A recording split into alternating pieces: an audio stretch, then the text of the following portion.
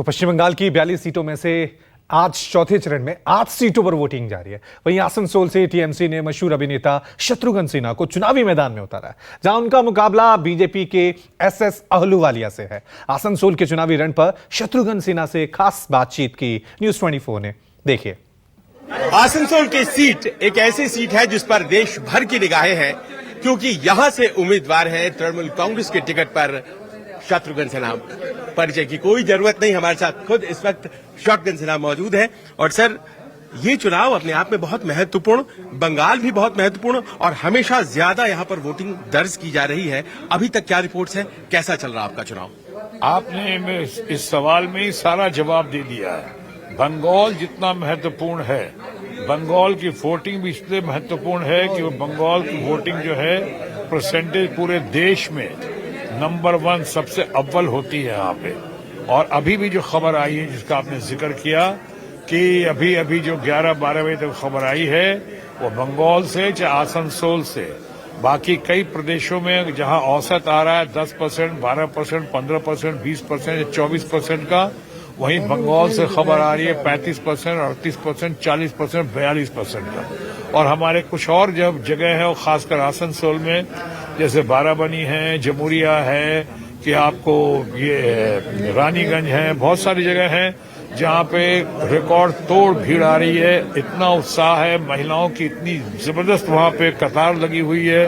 युवा पीढ़ी के लोग, यंगर जनरेशन भर भर के, बढ़ के जिस तरह भाग ले रहे हैं चुनाव में, इस बात को फिर से साबित करता है कि बंगाल तो सबसे महत्वपूर्ण है ही, लेकिन बंगाल की जो लीडर है या लीडरशिप है वो हमारे देश की सबसे important, prominent, powerful, popular iron lady, किंतु लेकिन ममता जी हैं। उनकी नीतियां, उनकी पॉलिसी के प्रति लोगों में घनघोर समर्थन है। और खासकर हमारी महिलाओं में जिस तरह से महिलाओं के लिए जो नीतियां लेकर आई हैं, जो पॉलिसी लेकर आई हैं, चाहे हमारी आदिवासी महिला हो कि हमारे परिवार की महिलाएं हो, और युवाओं के लिए रोजगार का मामला हो, जैसे उन्होंने किया है कि यहाँ पे महिलाओं में आप जाके अगर पूछे, आपने शायद पूछा भी होगा, देखिए उसमें कि रूपश्री योजना की क्या यहाँ पे धूम है, चाहे लक्ष्मी भंडार की घर घर में क्या चर्चा है। और इनको रेगुलर जो मिल जाता है, इनको राशन, अभी 5 किलो राशन तो वहाँ पहले अभी हाल में दिखाना शुरू किया है केंद्र ने। यहाँ पे उसके पहले जो इधर राशन घर घर पहुँच रहा है, घर घर मिल रहा है, और उसके फ्री राशन। और उसके बाद यहाँ पे जो देश में आपने आयुष्मान भारत किया, बंगाल में आइए, यहाँ पे जो स्वास्थ्य साथी है योजना है वो आयुष्मान भारत से कहीं बहुत बढ़ के है।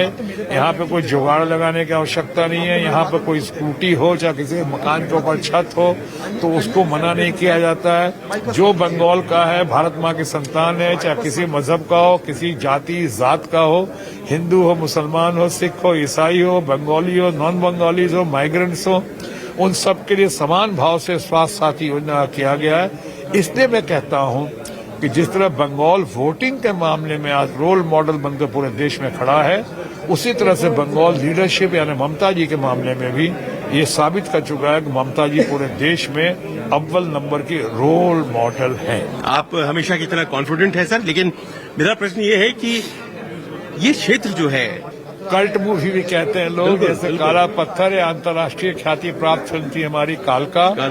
दोनों कोल माइंस के और कोल माइनर्स के बारे में थी। गोल्ड बेल्ट में जो माफिया का राज रहा है, चाहे प्राइवेटाइजेशन जो हुआ है, निजीकरण जो हुआ है, उसके खिलाफ थी। वो ट्रेड यूनियंस और माफिया के खिलाफ थी फिल्म।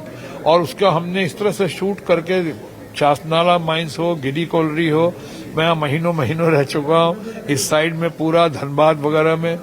और मैं इतना कह सकता हूं, और इन लोगों को विश्वास भी दिलाया और ये आश्वस्त भी हैं कि मैंने उस वजह से रियल लाइफ में हमने काफी अनुभव हासिल कर लिया।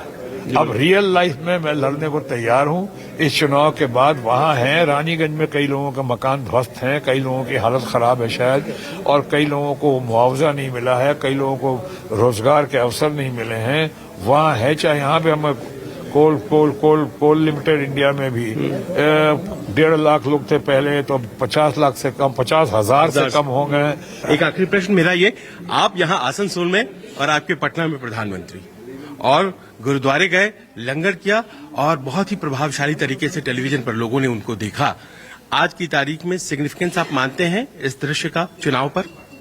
नहीं, चुनाव पे कितना असर होगा वो मैं नहीं कह सकता हूँ, लेकिन मैं ये कह सकता हूँ कि हमारे प्रचार मंत्री जो हैं, प्रधानमंत्री बनाम प्रचार मंत्री, उनका ज्यादा समय तो आजकल प्रचार में ही जाता। अभी क्या सालों से प्रचार में ही जा रहे। इसके पहले अगर आपको याद होगा, एक बार वहां पे कहाँ पे उत्तराखंड में कहीं थे, चुनाव की घोषणा हो गई थी, तो किसी बने बनाए केव में, गुफा में वो आ गए थे और वहां पे बकायदा फैंसी ड्रेस तो नहीं कहूंगा, वो एक ड्रेस उस तरह का पहनकर और वहां पे उन्होंने पूरा कैमरा मीडिया बुला लिया था। तो वो भी एक प्रचार का ही तंत्र था।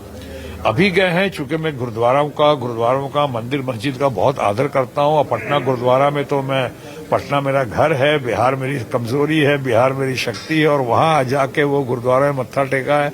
तो मैं गुरुद्वारे के बारे में तो बहुत सम्मान करता हूं, मैं उसके बारे में नहीं कहूंगा। मुझे कई बार वहां सरोपा भी मिल चुका है। मैं आसनसोल के गुरुद्वारे में भी कई बार गया हूं। पटना के गुरुद्वारे में तो बहुत मान सम्मान और आशीर्वाद मिला है मुझे। अब उस गुरुद्वारे में गए, वो तो बड़ा अच्छा किया, जाना भी चाहिए था उनको, प्रधानमंत्री को। लेकिन जिस तरह से उन्होंने प्रचार का एक तंत्र बनाने की कोशिश करते हुए दिखे कि वो लंगर भी कर रहे हैं, सेवा भी कर रहे हैं, वहाँ कैमरा भी जा रहा है, वहाँ शूट करके टेलीविजन पे फोटो दिखा के चुनाव के दिन दुनिया को दिखाया जा रहा है, तो क्या ये दृष्टिकोण सही है? क्या ये करना सही है? क्या ये सही होगा? इस तरह की हरकत करना, इस तरह की बातें करना मत्था टेकने के बाद? मत्था टेकना तो बड़ा अच्छा किया, किसी को भी करना चाहिए, हम आपको सबको करना चाहिए, लेकिन उसके बाद जिस तरह इनकैश करने की कोशिश की, क्या वो सही है? मैं इस पे इस वक्त कुछ नहीं कहना चाहता। बहुत बहुत धन्यवाद हमसे बात करने के लिए। शत्रुघ्न से संजीव त्रिवेदी, आसनसोल, न्यूज टाइम। एक सिख नेता भारतीय जनता पार्टी के जो बंगाल से चुनाव लड़ते हैं और अलग अलग कॉन्स्टिट्यूएंसीज में जाते हैं और अलग अलग से जीत भी जाते हैं, इस बार आसनसोल में है। सुरेंद्रजीत सिंह अहलुवालिया हमारे साथ इस वक्त मौजूद हैं और अपने वॉर रूम में हैं। मतदान जारी है, अपने वॉर रूम में है, जहां मौजूद इनके तमाम सहयोगी मॉनिटर कर रहे हैं कि इस वक्त चुनाव कैसा चल रहा है। और सर, चुनाव कैसा चल रहा है? चुनाव अभी तक तो शांतिपूर्ण है। छिटपुट घटनाएं घट रही हैं, जो हमें जिसकी संभावना थी वो घट रही हैं, पर ओवरऑल ठीक है। सर, ये जिस संभावना की बात आप कर रहे हैं, ये प्रायः ऐसा लगता है जैसे बंगाल के चुनाव में एक रेगुलर बन गया है कि हमने देखा था जब विधानसभा चुनाव हुए थे, उसके तुरंत बाद बहुत से हिंसा, और उसके बाद हर चुनाव में ये सुनने को आता है। भारत के 3 राज्य हैं जहां पर चुनाव में हिंसा होती है। एक केरल है, दूसरा तमिलनाडु है और तीसरा बंगाल है। और पहले जब बैलेट बॉक्स हुआ करते थे तो बिहार का नाम भी सुना जाता था, उत्तर प्रदेश का नाम भी सुना जाता था, पर ओवरऑल पूरे देश में शांति प्रिय चुनाव होते थे। पर यहाँ चूंकि हमारे दिमाग में एक डॉगमा बैठा हुआ है कि जो 2021 में यहाँ चुनाव हुए थे और चुनाव के बाद में जो पोस्ट पोल वॉल ये वायलेंस हुआ था, जिसके कारण बहुत लोग मारे गए थे और बहुत लोगों के घर जला दिए गए थे, तोड़ दिए गए थे, और बहुत लोग जख्मी हुए थे और बहुत लोग घर छोड़कर बाहर थे, अपने गांव छोड़कर बाहर थे। कोर्ट के निर्देश पर उन्हें पुनः वापस भेजा गया था। तो लोगों के दिमाग में है कि शायद इस बार का जो लोकसभा का चुनाव है वैसा ही होगा। और बीच में जो यहाँ से 2 बार सांसद चुना, यहाँ की जनता ने बीजेपी को चुना और बीजेपी ने अपना अच्छी तरह से यहाँ पर वोट किया और वोट करने के बाद में अपना अच्छे वोटों से जिताया। किंतु जो सांसद थे वो तृणमूल में चले गए, डिफेक्ट कर गए। तो उसके बाद यहाँ एक उपचुनाव हुआ जो करीब करीब एक वॉकओवर टाइप था। तो शत्रुघ्न सिन्हा एक तरफ खड़े थे और एक तरफ हमारी एक एमएलए खड़ी थी।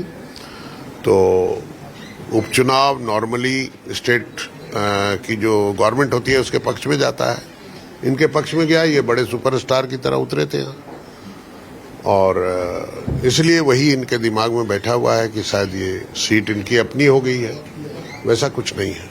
वैसे आप भी बहुत ज्यादा दूर नहीं थे इस चुनाव क्षेत्र से, बगल का ही चुनाव क्षेत्र था, तो जाहिर है कि यहाँ के कॉम्बिनेशंस आप अच्छी तरह जानते हैं, और आप इसलिए भी जानते हैं क्योंकि आपका इस शहर से बड़ा ताल्लुक है। मेरा जन्म स्थान है। तो होम कमिंग कैसी रही इलेक्टोरली? नहीं, ऐसा है कि होम कमिंग मैं पिछले 5 वर्षों में यहाँ नहीं आया, 5 वर्षों में नहीं आया। बगल के कॉन्स्टिट्यूएंसी में था किंतु नहीं आया। उसका कारण है कि मैं दूसरे किसी भी एमपी के क्षेत्र में अनावश्यक वहां पर अधिकृत करने के लिए या अधिग्रहण करने के लिए नहीं जाता हूं। अपने क्षेत्र से ताल्लुकात रखता हूं और वैसा ही रखा।